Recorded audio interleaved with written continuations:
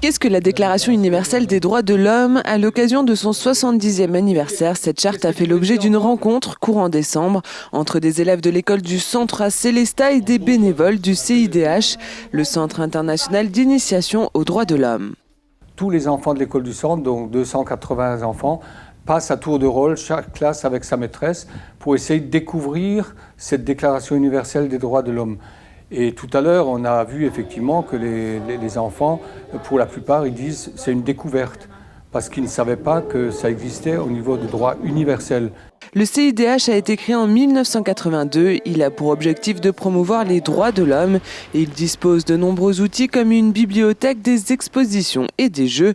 Il a également comme volonté de former les enseignants autour de cette thématique. Les enseignants n'ont pas cette formation. Ils ne savent pas forcément comment présenter ces droits de l'homme et comment sensibiliser les enfants. Avec l'Éducation nationale, on a remis en place des formations continues pour des enseignants.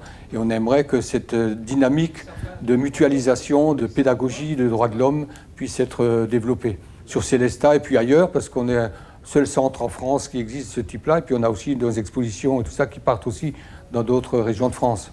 Pour les jeunes générations, de nouveaux enjeux viennent s'ajouter à ceux évoqués dans la déclaration initiale de 1948. Les droits à l'air propre, le droit à l'eau potable, ça parle énormément aux enfants. Et je pense qu'on est tout à fait dans cette mouvance actuelle où on a eu la grande marche citoyenne pour le climat hier. Et ça, ce sont des choses très importantes qui parlent aux enfants. Autre site, même sensibilisation, ici au lycée Schwilgué de Célestat. Les élèves ont participé à divers ateliers autour des droits de l'homme. Un véritable enjeu de société pour l'organisatrice de l'événement. Les démocraties sont en recul partout dans le monde et en Europe aussi. On le voit très bien à travers l'actualité. Donc c'est extrêmement important que nos élèves, qui sont de jeunes citoyens, qui sont presque des adultes, connaissent les droits humains et aient envie de les défendre.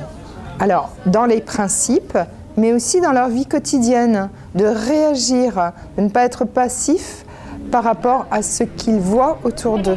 Une grande chaîne humaine a constitué le temps fort de la journée, l'occasion de dénoncer plus particulièrement la violence faite aux femmes. Si on ne change pas le monde, qui le changera? Un des moments clés de la journée a été une chaîne humaine dans la cour, où nous avions choisi de chanter deux chansons, La liberté de penser, qui avait été chantée après les événements de Charlie au Zénith à Strasbourg par 150 artistes, et puis Parce que je suis une fille, donc qui revendique l'égalité des droits et de respect, que l'on soit fille ou garçon.